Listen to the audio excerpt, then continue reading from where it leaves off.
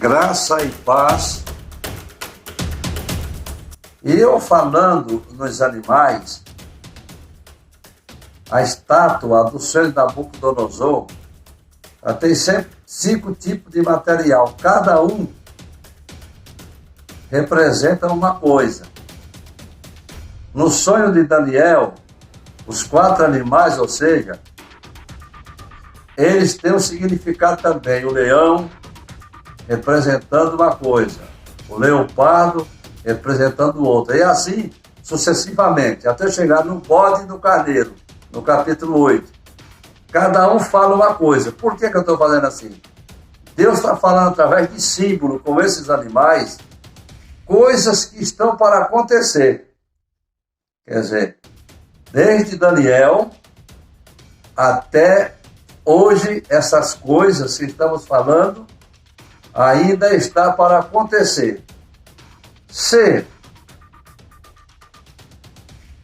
Desculpa falar também a respeito das semanas de Daniel.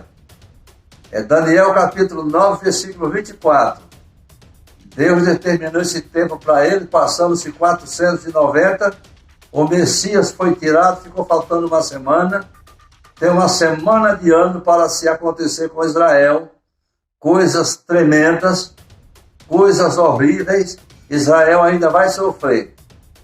Mas porque rejeitou o Filho de Deus. Só os judeus que são crentes, esse vai subir com a igreja. Mas Israel ainda tem uma semana de 7 anos. Por isso é que nós chamamos a grande tribulação com duração de 7 anos.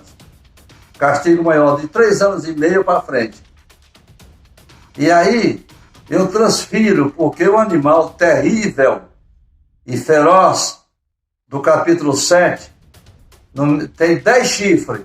E no meio dos 10 chifres nasceu um chifre pequeno, que tinha olho, tinha boca, falava.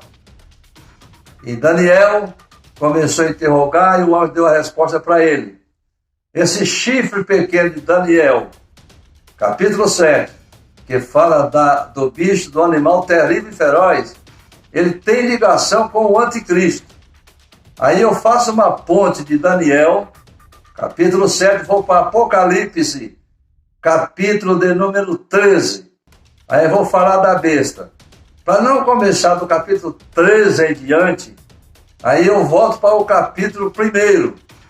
Aí vamos falar dos 4 cavaleiros, vamos falar dos livros, das trombetas, né? Dessa maneira, para ficar mais fácil, para você ter uma noção quando for ler. Por isso que eu coloquei simbólico. Eu fiz a introdução, que eu vou ler agora. Algumas coisas eu coloquei na introdução para você compreender como é que nós inicia. E na lógica de mensagem tem que ter um tema, uma introdução para abrir a mente do ouvinte.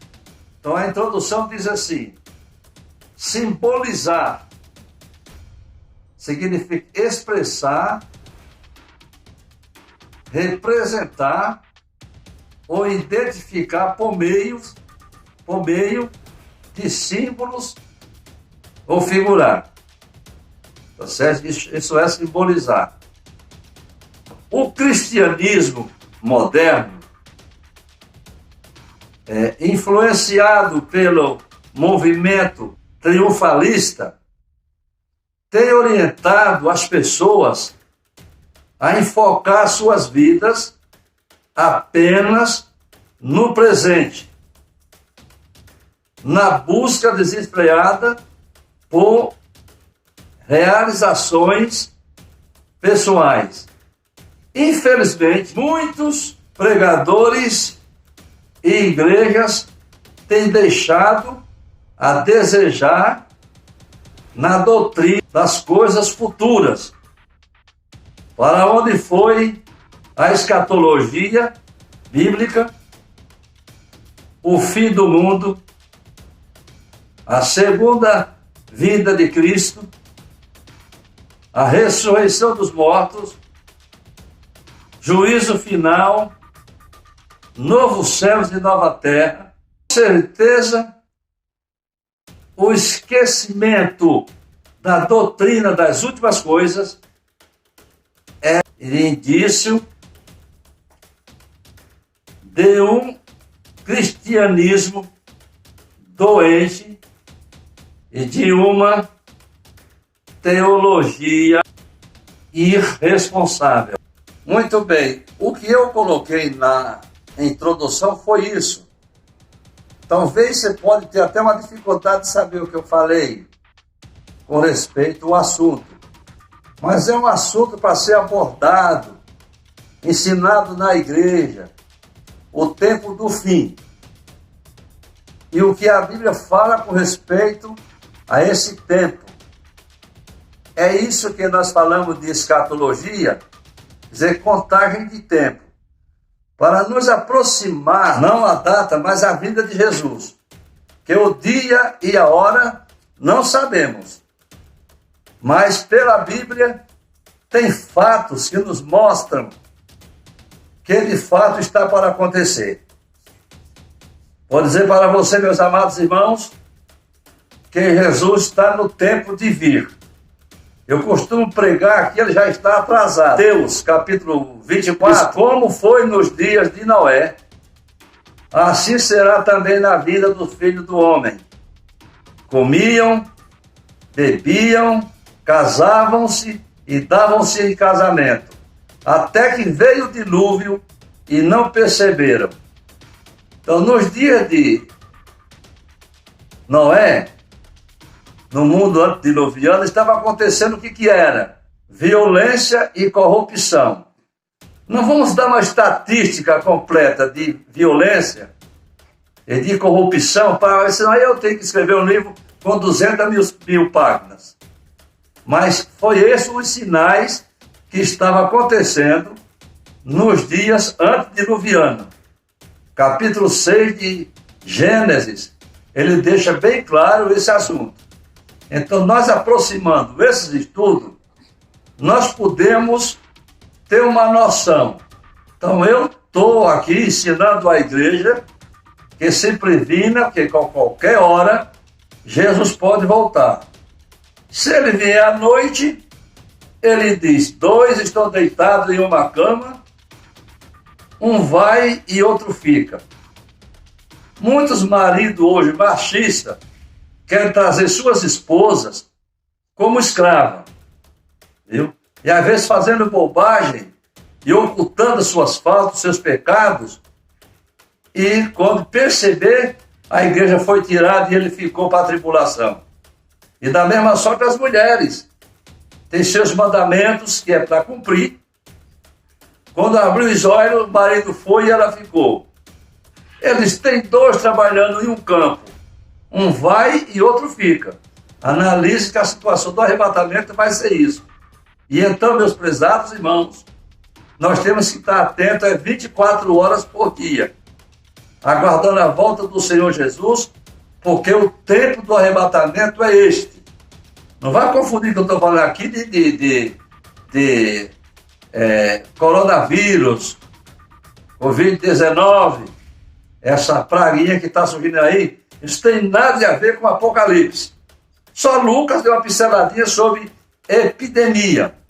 Aí passou de epidemia, passou para pandemia, porque foi uma coisa que alcançou o mundo inteiro. E vai dar muita dor de cabeça ainda, mas até recuperar tudo que foi perdido vai demorar. Mas nós, irmão, como cristãos, temos que estar preparados. Não é um sinal da volta de Jesus essa pandemia, mas a gente está falando dessa maneira porque muitos pregadores querem aproveitar uma carona e falar de Apocalipse para vocês, coisas mentirosas, com que não tem nada a ver. Como eu já ouvi falar aí, algumas bobagens que já gravaram. É muita coisa que surgem desses pregadores, já até a falar que o anticristo, vi isso no site, ou seja, o cavalo branco já está preparado, já estão preparando o cavalo branco para o anticristo montar. É uma plena mentira, porque o cavalo branco, segundo nos mostra o capítulo 6 do Apocalipse, ele está lá no céu. E os 4 cavaleiros também, que depois vamos falar um pouco sobre isso. E alguém está dizendo que tem alguém já preparando o cavalo branco. É uma mentira cabeluda deste pregador mentiroso. E o problema é que ele está incorrendo o risco tamanho de perder a salvação, conforme está lá no capítulo 22, versículos de número 18 e 19. E se alguém tirar o i ou o tio, será tirado o nome do livro da vida, perdeu a salvação. E também Salomão falou, a palavra de Deus é fiel, tem que ser lida do jeito que ela é, para que não seja tido por mentiroso. É muitos que estão acrescentando alguma coisa da Bíblia, ele está tendo por ser mentiroso. O mentiroso é filho do diabo, porque o diabo é o pai da mentira, e estou enfrentando muito risco. Estou deixando um alerta para você, meu amigo. Você quer pregar, valer mais, peça ao Espírito Santo que ele lhe ensina. Por que eu falei do Espírito Santo? Que Jesus estava para ser morto ainda e ressuscitado. Ele recomendou aos seus discípulos dizendo, é necessário que eu vá, e quando eu for, eu rogarei ao Pai, e ele mandará outro Consolador, para que esteja para sempre convosco. E quando ele vier, vos ensinará todas as coisas. Quem ensina é o Espírito Santo. Deus não mandou o cara ir caçar seminário, porque eu já vi tanta besteira de doutores pregando na televisão, em determinados programas aí, que foram para os Estados Unidos, se graduaram, não ignoro fazer. Que se eu pudesse, eu ia fazer também. Mas para ensinar, lá na faculdade teológica. Porque essas coisas não se aprendem lá. Eles confiam na letra e ficam enchendo linguiça na televisão. E eu tenho dó dos irmãos, que nós estamos num país aí que a última estatística que eu li é de 29,7 milhões de habitantes, aproximando 60 milhões de evangélicos no Brasil. Todo mundo tem a televisão, ou um computador, ou até mesmo um celular. Estou aprendendo todas essas bobagens que esses futuristas, ou seja, aventureiros estão falando para fazer o nome, dizer que é pregador sem ser. Então tenham muito cuidado. Por isso, eu dou essa caprichada nessa revista, orientando a vocês, mostrando o que vai acontecer antes do arrebatamento. Então, meus irmãos, aguardamos. Primeiro evento é o arrebatamento da igreja, em seguida, manifestação do cavalo branco, que é o anticristo. Depois vem mais 4 cavaleiros, cada um com uma missão. Então, estou falando assim, que aí fica fácil de você entender o que eu estou falando. E por isto, eu resolvi fazer um resumo e começar a falar do capítulo 8. Porque no capítulo 3, João encerra a sua revelação para a igreja de Laodiceia. Capítulo 3. Capítulo 4, há uma cena no céu. João vê uma voz, uma janela aberta, e ele sobe, foi arrebatado de espírito no dia do Senhor e foi ver as coisas lá no céu. E o que assustou ele foi o livro, selado por dentro e por fora. E alguém dizia que ninguém era digno de desatar, de abrir o livro e desatar os selos. Então, começa a abertura dos selos, lá no capítulo 6, no capítulo, versículo 17, está explicando que é a ira de Deus, que vai começar com o toque da trombeta. São 7 selos, são 7 trombetas, aí o caldo vai engrossar para quem ficar. Então, na minha leitura, continuando, eu vou começar a ler o capítulo todo, ficar mais fácil para vocês, que é o capítulo 8 ao 16. Depois vamos falar um pouco da mulher montada na besta e fica o arrebatamento da igreja, novo céus e nova terra. Mas o que eu quero ler para vocês é o capítulo de número 8 até o 16, é o que vai acontecer na tribulação. É o que Jesus alertou para João, dizendo: eu mandei meu anjo para avisar nas igrejas as coisas que em breve iam de acontecer. O livro do Apocalipse era um livro para ser mais lido do que todos os livros, mas os pastores não lêem porque não sabem. Eu quero que todos estejam ouvindo. Não sabe. Se ler, não vai explicar. Se vai explicar, vai incorrer lá no capítulo 22, versículo 18 e 19. Aí eles fecham o Apocalipse, que é o livro escrito para a igreja, eles não leem. Leiam, meus amigos. Leiam, meus amados colegas pastores. Dedique-se e busque sabedoria, que eu não fui fazer curso nos Estados Unidos, na Alemanha, onde tem esses melhores seminários bíblicos, para falar o que eu estou falando. Basta você acreditar no Espírito Santo.